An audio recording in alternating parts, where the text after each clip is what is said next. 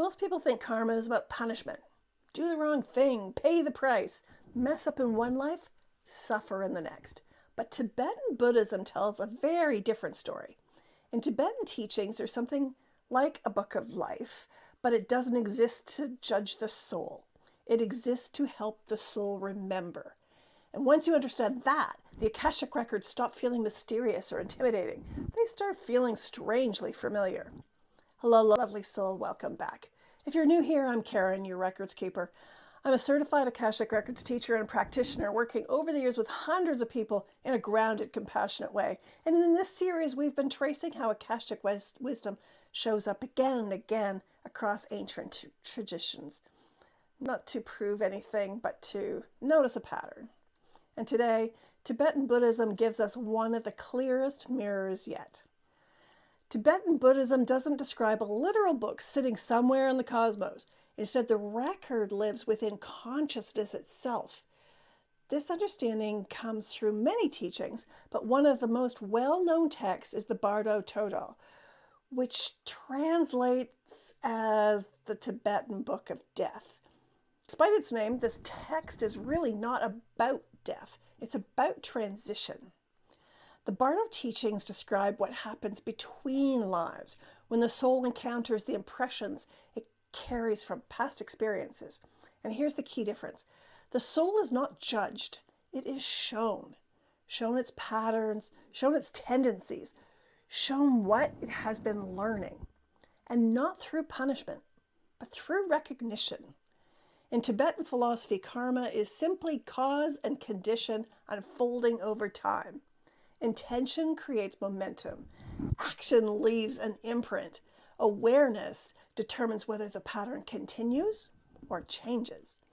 The Dalai Lama has spoken often about karma as responsibility without blame.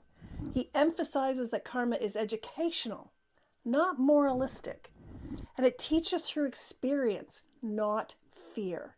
And that distinction matters more than most people realize. If karma isn't a punishment, then the soul isn't in trouble.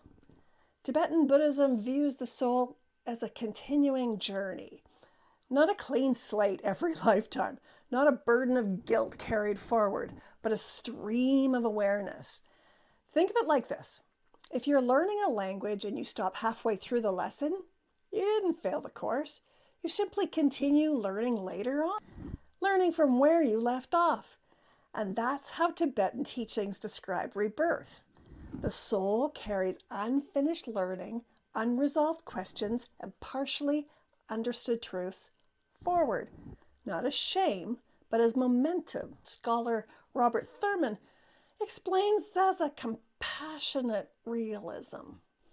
The soul is seen clearly, with nothing hidden, but also nothing condemned. And this is where the Akashic Records connection becomes unmistakable, because the Akashic Records function in the same way. They don't catalog sins. They don't issue verdicts. They don't shame the soul. They reflect patterns so awareness can arise. When people enter the records, they're often braced for judgment. They expect to be told what they did wrong in a past life or why they're blocked. Instead, what usually happens is this. The records show the logic of the soul's journey. Why certain themes repeat. Why certain relationships feel familiar. Why certain challenges won't resolve until they're understood differently. And just like the Tibetan Book of Life, the records are not punitive. They're instructional. They don't ask, why did I fail? They ask, what were you learning? This is usually the moment people realize they've been afraid of something that was never meant to hurt them. This matters deeply right now because so many people approach spirituality already tense. They've been taught to fear karma. They've been taught to fear soul records. They've been taught to fear being wrong at a spiritual level. But Tibetan teachings and Akashic wisdom say the same quiet truth. Your soul is not on trial. It is in conversation.